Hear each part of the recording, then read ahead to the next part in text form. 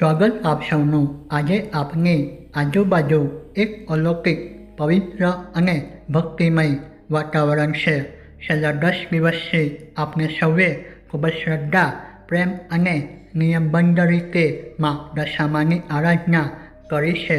10 દિવસ સુધી ઘરમાં માની મૂર્તિ કે છબીની સ્થાપના કરીને પૂજા અર્ચના કરી, દવાનો દોરો બાંધ્યો, વ્રત ઉપવાસ કર્યા અને ના ગુણગાન ગાયા. પરંતુ આજે એ ક્ષણ આવી ગઈ છે જ્યારે આપણને માની મૂર્તિનું ભાવપૂર્વક વિસર્જન કરવાનું છે. વિસર્જન એ ફક્ત પાણીમાં મૂર્તિ પધરાવવાની પ્રક્રિયા નથી, પરંતુ તે આપની શ્રદ્ધા, સમર્પણ અને વિનમ્રતાનું પ્રતીક છે.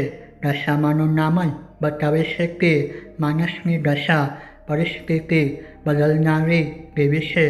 વિસર્જન માટે 10 મહત્વપૂર્ણ ટિપ્સ. નંબર 1. વિસર્જનનું શુભ મુહૂર્ત. વિસર્જન પંચાંગ કે કેલેન્ડર મુજબ શુભ ચોઘડિયા કે મુહૂર્તમાં જ કરવું જોઈએ. નંબર 2. છેલ્લી આરતી અને ક્ષમા યાચના. વિસર્જન માટે મૂર્તિ ઉપાડતા પહેલાં ઘરમાં વિધિવત છેલ્લી આરતી કરો અને પૂજામાં રહી ગયેલી ભૂલો માટે ક્ષમા માંગો. નંબર 3. દવાનો દોરો. વ્રત દરમિયાન હાથમાં બાંધેલો દવાનો 7 કે 10 ગાંઠનો દોરો વિસર્જનના દિવસે અથવા વ્રત પૂરું થાય પછી યોગ્ય વિધિ સાથે પવિત્ર જગ્યાએ રાખવો અથવા જળમાં પધરાવો. નંબર 4. ઇકો-ફ્રેન્ડલી વિસર્જન.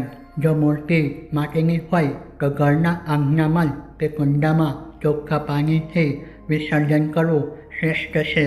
તે માટીનો ઉપયોગ બાદમાં છોડ વાવવા માટે કરી શકાય. નંબર 5. જળાશયોની સુરક્ષા. નદી, તળાવ કે કેનાલ પર વિસર્જન જતા સમયે ઊંડા પાણીમાં જવાનું ટાળવું. સુરક્ષા નિયમો કડકપણે પાલન કરવું. નંબર 6. પૂજા સામગ્રીનું અલગ નિવારણ. મૂર્તિ પર ચડાવેલા પ્લાસ્ટિકના હાર, કવર કે અન્ય અપ્રાકૃતિક વસ્તુઓ વિસર્જન પહેલાં અલગ કરી લેવી. પ્લાસ્ટિક જળમાં ન પધરાવવું. નંબર 7. ફૂલ અને પવિત્ર સામગ્રીનું વિસર્જન. વપરાયેલા ફૂલો અને પૂજા સામગ્રીને જળમાં ફેંકવાને બદલે ખાતર બનાવવા માટે ઉપયોગમાં લેવી અથવા અલગથી નિર્માલ્ય કલશમાં મૂકવી. નંબર 8. સરઘસ દરમિયાન સાવચેતી. વિસર્જન યાત્રા કે શોભાકોટોલ દરમિયાન ટ્રાફિકના નિયમો જાળવવા અને નાસભાગ કે અકસ્માત ન થાય તેનું ધ્યાન રાખવું. નંબર 9. પ્રસાદ વિતરણ.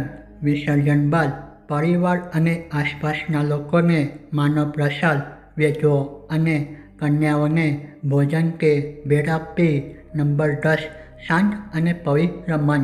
વિસર્જન સમયે કોઈ ક્રોધ કે વિવાદ ન કરવો. માના જળદોષ સાથે આનંદ અને શ્રદ્ધાપૂર્વક વિદાય આપવી. ધીરજ અને સંયમ. 10 દિવસના નિયમો પાળીને આપણે સંયમ શીખીએ છીએ. ભક્તિ અને સમર્પણ. ઘરમાં પવિત્રતા રાખીને આપણને ઈશ્વર તરફ આપણું ધ્યાન કેન્દ્રિત કરીએ છીએ. વિસર્જનનો અર્થ એ નથી કે માં આપની પાસેથી વિદાય લઈ રહ્યા છે. વિસર્જનનો અર્થ એ છે કે આપનો અહંકાર, સ્વાર્થ અને ખરાબ વિચારોનું વિસર્જન કરવું. આ સંપૂર્ણ માહિતી જો તમને પસંદ આવી હોય તો તમારા મિત્ર સાથે શેર કરજો અને વિડીયોને પણ લાઈક કરી ચેનલ સબસ્ક્રાઈબ અવશ્ય કરજો.